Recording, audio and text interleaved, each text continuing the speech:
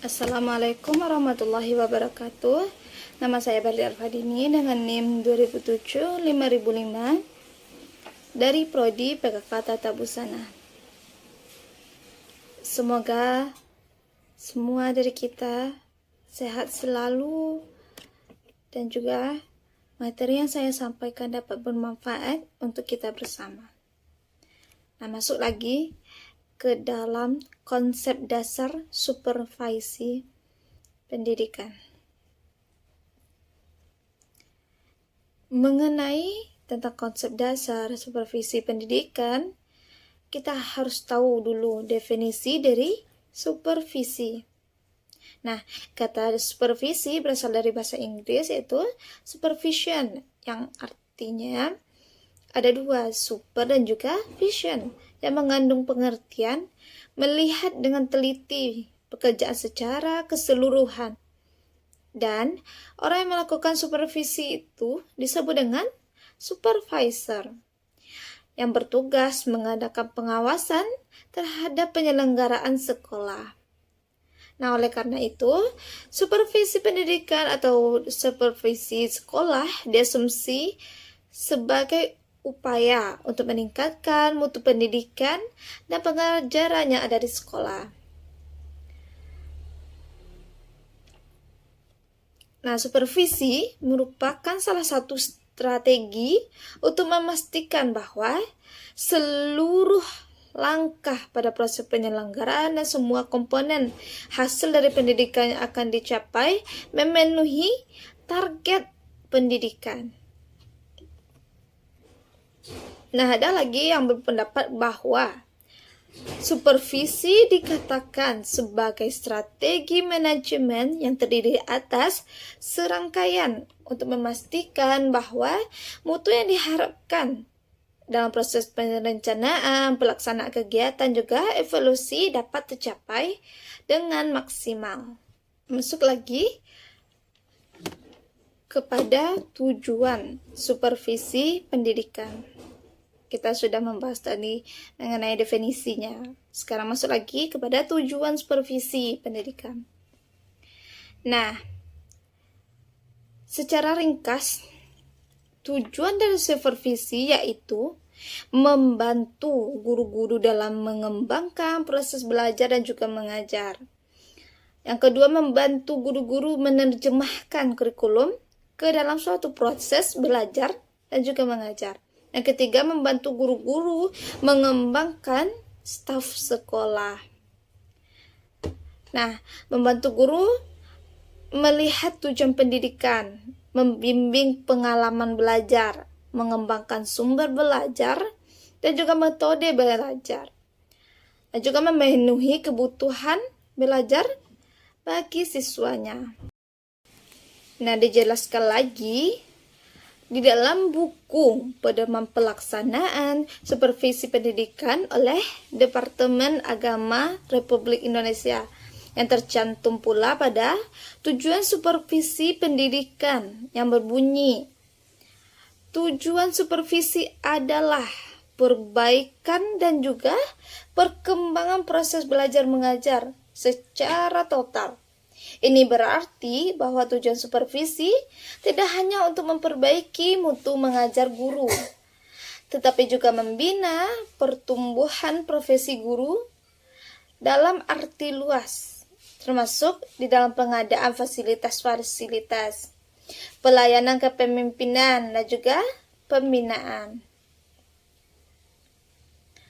Nah, berdasarkan dari tujuan tersebut, menurut kita semua apa kegiatan dari supervisi ini?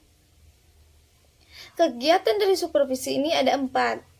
Yang pertama, membangkitkan dan merangsang semangat guru dan juga pegawai sekolah dalam proses masing-masing dengan baik. Yang kedua, mengembangkan dan mencari metode-metode belajar mengajar yang baru dalam proses pelaksanaan yang lebih baik dan juga lebih sesuai. Yang ketiga, mengembangkan kerjasama yang lebih baik dan juga harmonis antara guru dengan siswa. Guru dengan sesama guru juga harus memiliki kerjasama yang juga baik. Nah, yang keempat, berusaha meningkatkan kualitas wawasan dan juga pengetahuan guru dan pegawai sekolah dengan cara mengadakan pembinaan secara berkala, baik di dalam workshop, seminar, ataupun upgrading dan juga sebagainya. Fungsi dari supervisi pendidikan itu apa? Biar lebih jelasnya, fungsi-fungsi dari supervisi pendidikan ini yang pertama, di dalam fungsi kepemimpinan.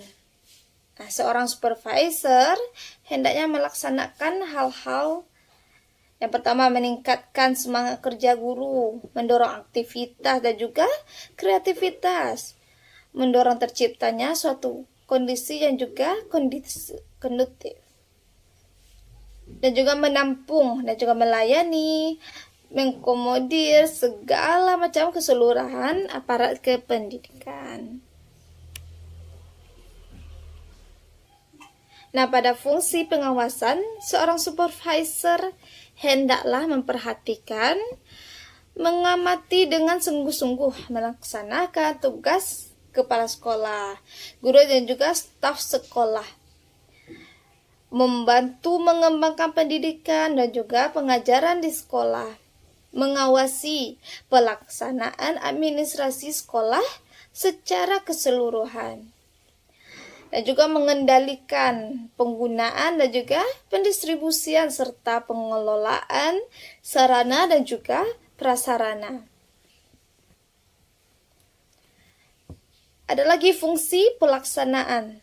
Nah, sebagai seorang supervisor, hendaknya memperhatikan yang pertama, melaksanakan tugas-tugas supervisi. Yang kedua, mengamankan berbagai kebijakan yang lebih atau yang telah ditetapkan. Yang ketiga, adanya melaporkan hasil supervisi atau pengawasan kepada pejabat yang berwenang. Nah, bagaimana dengan ruang lingkup supervisi kepala sekolah? Nah, ruang lingkup supervisi ini yang pertama adanya dokumen administrasi pembelajaran. Yang kedua, melaksanakan dan juga menilai pembelajaran. Yang ketiga, mencapai standar kompetensi lulusan, standar proses, standar isi dan juga standar peraturan pelaksanaan. Dan juga kegiatannya itu harus ekstrakurikuler atau kegiatan pembinaan. Tadi sudah kita pelajari mengenai pengertian, fungsi, dan juga tujuan. Sekarang ada lagi namanya prinsip-prinsip pelaksanaan supervisi. Yang pertama adanya prinsip ilmiah, yaitu pada prinsipnya dalam melaksanakan kegiatan supervisi, seseorang pengawas ataupun supervisor harus memenuhi unsur-unsur sebagai sistematis, pengawasan dilaksanakan secara terencana. Ada lagi prinsip demokratis, yaitu supervisor bukan hakim yang selalu menjudge, namun perlu adanya sharing ataupun musyawarah dengan yang disupervisi. Ada lagi prinsip kooperatif atau kemitraan, mengandung maksud antara supervisor dan yang disupervisi. Nah, supervisi ini adalah kepala sekolah, guru, dan juga peserta didik. Nah, secara bersama-sama berusaha menciptakan suatu situasi dan juga kondisi yang kondusif sehingga proses belajar dan juga mengajar mencapai tujuan. Ada lagi prinsip konstruktif dan juga kreatif. Nah, apalagi ini? Prinsip dari konstruktif dan juga kreatif ini yaitu supervisor harus mampu membuat situasi yang kondusif sehingga memunculkan potensi-potensi yang disupervisi, sehingga yang disupervisi ini mampu mengembangkan potensi positif yang ada di dalam dirinya sehingga terciptalah kreativitas. Bagaimana peran dan juga tanggung jawab kepala sekolah atau peran seorang pendidik di dalam supervisi pendidikan? Yang pertama yaitu perannya sebagai harus bertanggung jawab sebagai supervisor.